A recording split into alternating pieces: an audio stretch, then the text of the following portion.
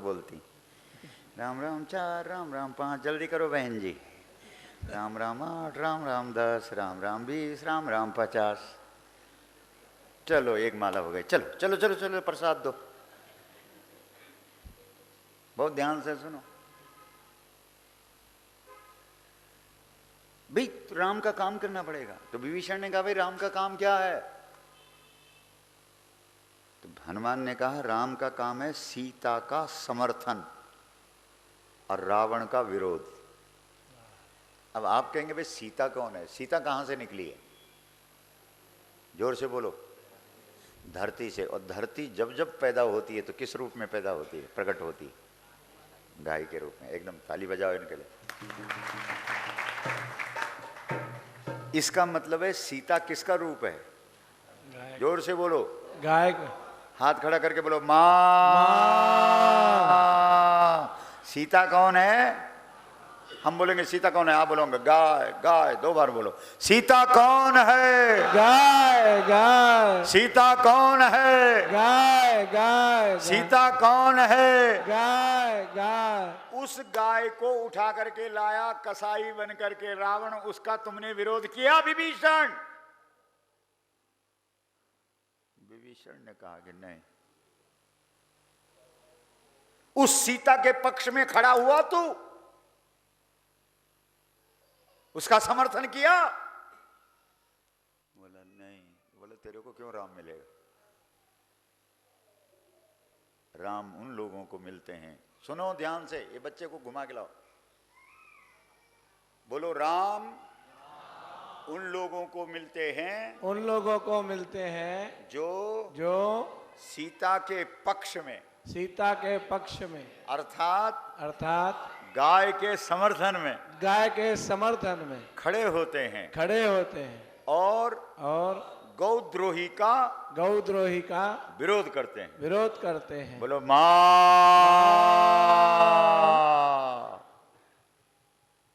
अब ये बताइए कि आप लोग कितना गाय का समर्थन करते हैं और कितना आप गौद्रोहियों का विरोध करते हैं? ये बताइए, जल्दी बताओ। विभीषण की समझ में आ गया। विभीषण ने कान पकड़े, उसी समय माला नीचे रखी। उसकी समझ में हनुमान जी ने उसको समझा दिया कि माला का मतलब क्या होता है। बोलो मां। मां ला। मां को बोलो। मां को घर में ला माला। और मां कौन है? गाय। मां कौन है? बोलिए जोर से, इधर उधर मत देखो। मां कौन है? आप कौन है? हिंदू है ना? सब लोग हिंदू हैं कि नहीं? हाँ ना बोलो। हिंदू की परिभाषा बताओ। बोलो जो गाय को मां माने वही हिंदू है। बोलो सही है कि गलत है? सही है। इसलिए तुम्हारी दृष्टि में मां कौन है? गाय। गाय कौन है? बोलो मां। बोलो है कि नहीं? उस मां को बोलो, उस मां को ला माला। अच्छा देखो, वो जो माला होती है उसको जिस कपड़े में रखते हो उस कपड़े को क्या बोलते हैं? माता लोग बताएंगे, आप मत बताओ। अरे माला जिस कपड़े पे रखती हैं आप, गौमुखी। ताली बजाओ। उस कपड़े का नाम है गौमुखी, है कि नहीं? तो इसका मतलब क्या हुआ? जब तुम घर में मां को लाते हो, जब तुम घर में गाय को लाते हो, तब तुम गौमुखी हो जाते हो। और जब तुम गौमुखी हो जाते हो तब तुम्हारे मुख से निकलने वाला हर शब्द मंत्र हो जाता है। बने हैं स्वानमुखी। स्वान किसको बोलते हैं?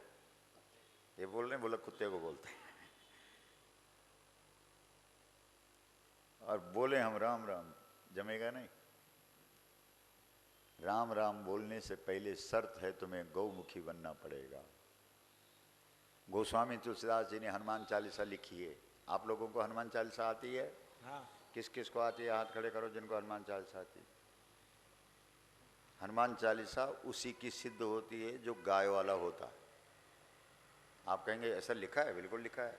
कहाँ लिखा है? सुनिए। बोलो जो यह पढ़े हनुमान चालीसा जो लोग हनुमान चालीसा पढ़ते हैं उनको पहले तो हनुमान बनना पड़ेगा।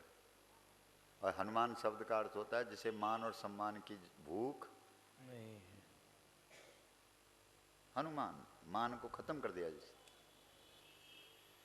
चालीसा, जो चाल पकड़े, देवता की चाल पकड़नी है, चित्र नहीं पकड़ना है। आजकल हमने चित्र पकड़ करके बैठे हैं, जबकि देवता का क्या पकड़ना है? चाल। चाल। इसलिए भरत जी जब राम के पास गए तो चित्र नहीं लाए, चाल लाए। चरण पादुका लाए कि नहीं? खड़ाऊ लाए कि नहीं? तो वही तो है चाल।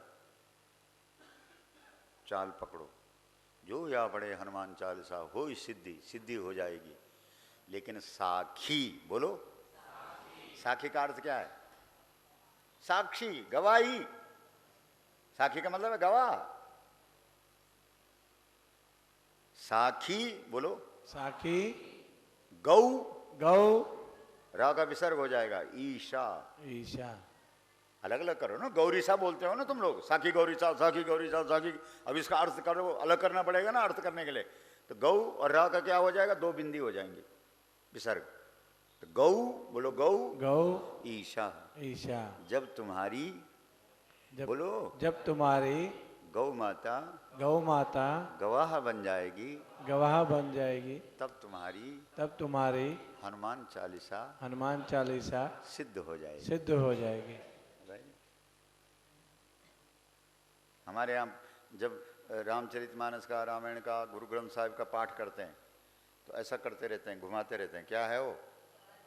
चंवर। चंवर में क्या होता है? चंवर में गौ के पूंछ के बाल होते हैं। बाल कोई भी जब कट जाते हैं तो अशुद्ध माने जाते हैं। नाखून जब कट जाते हैं तो अशुद्ध हो जाते हैं। लेकिन दुनिया में गौ के बाल ही ऐसे हैं, पूंछ के बाल, जो कटने पर भी पवित्र ही बने रहते हैं। बोलो गौ माता की जय। मां।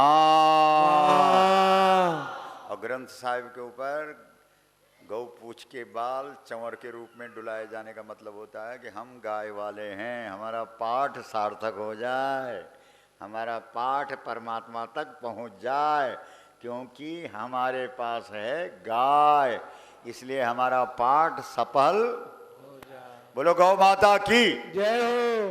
अब समझ गए आप गाय कितनी महत्वपूर्ण है। आप लोग गणेश को मानते हैं कि नहीं? जोर से बोलो। तो गणेश कौन है? किसके बेटे हैं? पार्वती के बेटे हैं। पार्वती के बेटे हैं।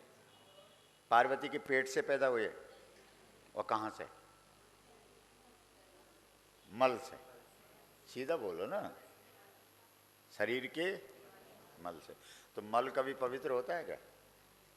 किसी का भी हो। भगवान का मल पवित्र है? नहीं। किसी देवी देवता का मल पवित्र है? नहीं। मल किसका पवित्र है? गौ माता का। किसने बोला गौ माता? उनके लिए तालियां बजाओ। दुनिया में मल किसी का भी पवित्र नहीं है, केवल, इसका मतलब है तुम्हारे यहाँ जो गणेश की बात है वो गाय के मल की बात है, यानी गोबर की बात है। हाँ, गाय के गोबर को ही गणेश कहा गया है। इसलिए तुम्हारे यहाँ गणेश का मतलब होता है, ओ भाई साहब श्री गणेश करो, शुरू करो, आरंभ करो। मतलब तुम्हारे यहाँ हर चीज की शुरुआत गोबर से होती है। बोलो होती है कि नहीं? हाँ ना बोलो। श्री गणेश करने का मतलब है शुभारंभ करना। इसका मतलब है तुम्हारे यहाँ हर चीज गोबर से शुरू होती है। इसलिए तुम्हारे यहाँ गणेश प्रथम देवता माना गया है, यानी तुम्हारे यहाँ प्रथम देवता गाय का गोबर है। तो जिस देश में गाय के गोबर को गणेश कहा गया हो, उस देश में 1 लाख गाय रोज कट रही है। तो अब आप बताओ कि गलत हो रहा कि सही हो रहा? गलत हो रहा। तो अगर तुम्हारे सामने गलत हो रहा हो तो तुमको अपने घर के अंदर आंख बंद करके माला घुमानी चाहिए? बोलो। पंजाब में गुरु गोविंद सिंह जी का अवतार हुआ, बोलो हुआ कि नहीं? गुरु गोविंद सिंह जी ने माला पकड़वाई कि भाला पकड़वाया? भाला। बोलो। भाला। ये है गुरु। बोलो। क्योंकि धर्म, बोलो धर्म, धर्म क्षेत्रे, क्षेत्रे, धर्म के लिए तो मैदान में उतरना पड़ता है। और तुम लोग सोचते हो कि आंख बंद करके हाथ में माला ले लेंगे तो हम धर्मात्मा बन जाएंगे। अगर आंख बंद करना धर्म होता तो अर्जुन हिमालय में जा रहा था कि मुझे कोई युद्ध नहीं करना है, मुझे बाप दादे को नहीं मारना है, मुझे महाभारत की लड़ाई में शामिल, मैं तो हिमालय की गुफा में जा करके माला दे दो मेरे को कृष्ण तुलसी की, मैं उसी को घुमाया करूँगा गंगोत्री में बैठ करके। तो कृष्ण ने उसको थप्पड़ मारे, बोला धर्म के लिए गुफा में नहीं बैठना पड़ता है, धर्म के लिए संग्राम के मैदान में उतरना पड़ता है। बोलो, सोचो, तुम्हारे यहाँ देवी देवताओं के हाथ पे, दुर्गा के हाथ पे चूड़ियां नहीं है, दुर्गा के हाथ पर खड्ग और खप्पर है। बोलो, है कि नहीं है? दुर्गा इस देश की बेटी है, बेटी, पहाड़ की बेटी, हिमाचल की बेटी दुर्गा गौरी। जब कुछ राक्षस उस बेटी को घेर लेते हैं, ध्यान से सुनना, और कहते हैं कि ए हमसे शादी कर, तो वो बेटी बोलती है यो, बोलो यो में जयति संग्रामे समय भरता भविष्यति। जो लड़ाई के मैदान में मुझे जीतेगा वही मेरा पति होगा। बोलो गौ माता की जय।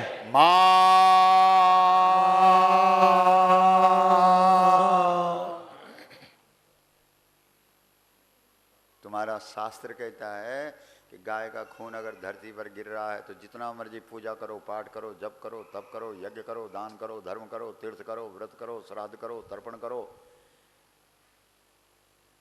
हाँ, बताओ, इसलिए सबसे पहला धर्म हमारा क्या बनता है?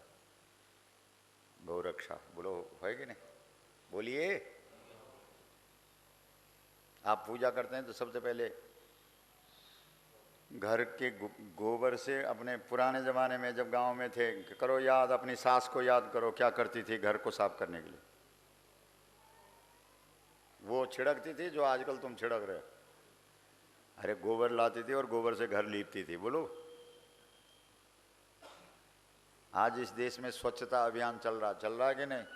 बोला भारत को स्वच्छ करो। इनसे पूछो कि स्वच्छ कैसे होता है भारत। अरे भारत को तो लोग गोबर से स्वच्छ करते थे, तो जब गाय का मांस कट रहा है, गाय का टुकड़े टुकड़े करके विदेशों में भेज रहे हो, तब क्या स्वच्छता होगा? ये देश हमेशा गोबर से स्वच्छ हुआ है। बोलो, हुआ कि नहीं? हाँ ना क्यों नहीं बोल रहे हैं आप? हाँ। तो हमारी तो हर चीज में गाय है। आप लोग गायत्री मंत्र जानते हैं? किस किस को आता है गायत्री मंत्र? चलो कुछ तो है। तो गायत्री मंत्र तो गाय का मंत्र है। आपके ऋषियों ने गाय को गायत्री माना है। बोलो, गाय त्रि। गाय के दर्शन दिन में 3 बार होने चाहिए। जो गाय के दर्शन दिन में 3 बार करे वही हिंदू है। बाकी सब बिंदु है। 3 शब्द हैं हिंदू। बोलो, हिंदू, बिंदु, सिंधु। जब हम लोग गाय को माता मानते हैं तब हम हिंदू बन जाते हैं। जब हम आपस में मिल के रहते हैं तब हम सिंधु बन जाते हैं। जब हम आपस में लड़ते रहते हैं तब हम